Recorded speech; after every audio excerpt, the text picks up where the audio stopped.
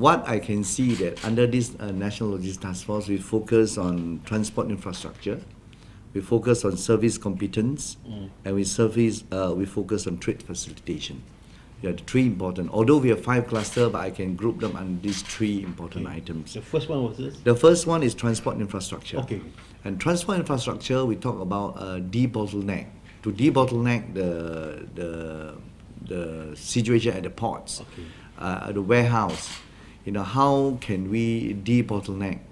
Because we have problems of very narrow roads to the ports.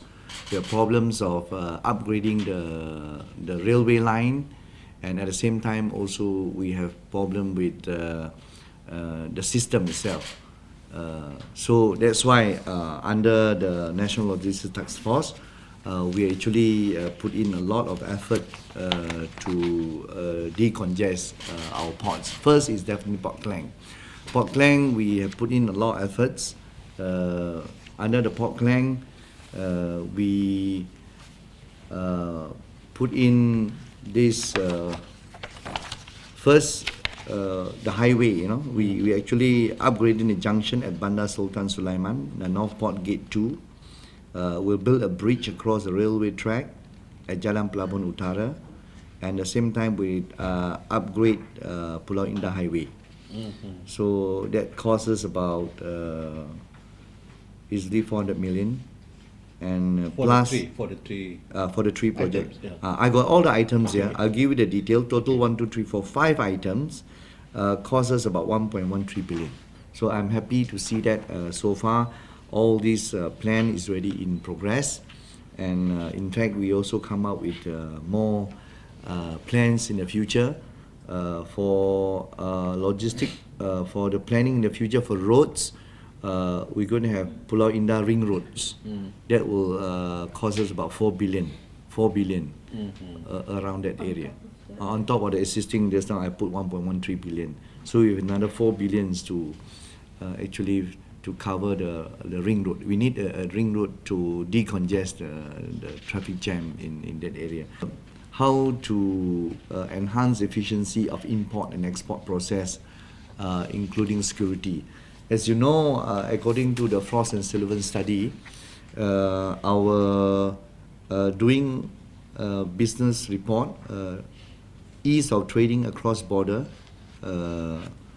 doing business report 2014, put Malaysia overall ranking on the 5th, Hong Kong 2nd, and Singapore number 1. When we study the efficiency of their ports, the documents required to enter Malaysia ports is 4 documents, but whereas required to enter Singapore ports only 3 documents. The time required to export is about 11 days, whereas Singapore only 6 days. The document required for import, to do the import, is 4 documents. Singapore only required 3 documents. And time required to import for Malaysia, to do imports in Malaysia, is about 8 days, and Singapore only 4 days. So we are looking into this and how we can further improve. Let's say from 11 days to 6 days. We should be able to be, if not better than Singapore. So this is something that is our benchmark.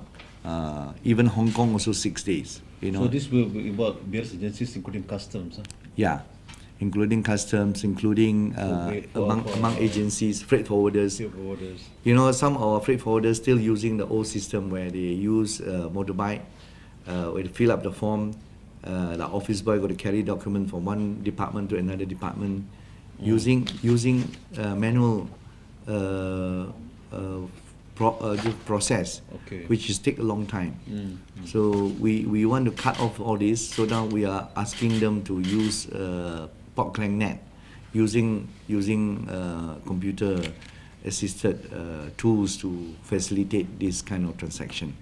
So first, it will be more transparent. We know where is the bottleneck, who causes the delay or approval between agencies. Then second, we don't need, we don't rain or shines, we don't need a motorbike to travel around the departments anymore. It's all connected, and it can be done easily. So we had a Port Klang Net in place, and also we had a U custom. We also need to build what called Serenda Port Klang line. This is in the future plan, so that we can decongest the railway line. The railway line from It's a loop between. it's a loop. The north coming down to Klang Central, KL Central. We should not allow the freight cargo to go into KL Central. We should actually have the bypass for Serenda go straight to Port Klang. So that also is under study, and definitely they cost us many more billions. But I'm confident all these will actually help to promote, to make our ports more efficient. I was told that there's a lot of prime movers, containers moving from North Port to West Port. Yes. Now they have to go through the Port Klang town. Is there a plan to build A bridge. bypass, a bridge? Yes. Yes, that's why in the plan. That's why I said is in the plan, and that causes about 400 million, I think. Okay. It's quite a lot to build the bridge across, and This is the 400 million figure that you. yeah, it's all there. No. We call it build a bridge across the railway track at Jalan railway Pelabuhan track, Utara. yeah. Railway track, yeah. And we also would like to facilitate the use of our present. There's a track line between North Port and West Port, so we want the ports to fully use more, utilize to transfer the cargo from North Port to West Port. Now they are not using it frequently. So there's a problem with it because the cost of using the track is too expensive. I see. So It's they more prefer expensive than haulier. The So they haulier, prefer to use the roads haulier, rather than yeah. use the railway line. So we want to find out the problem because it should be cheaper. The freight through the train should be cheaper than using the haulier. So that means there's something wrong with it because we didn't create a depot near to the train line. So that means you need the haulier to travel to the depot, to the train line. The train line, that means 2 times. You carry this, then once you reach there, you need to carry it another time. So instead of carry 2 times, they straight away use the haulier.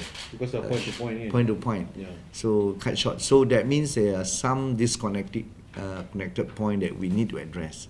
So I'm solving it and try to solve this problem as soon as possible.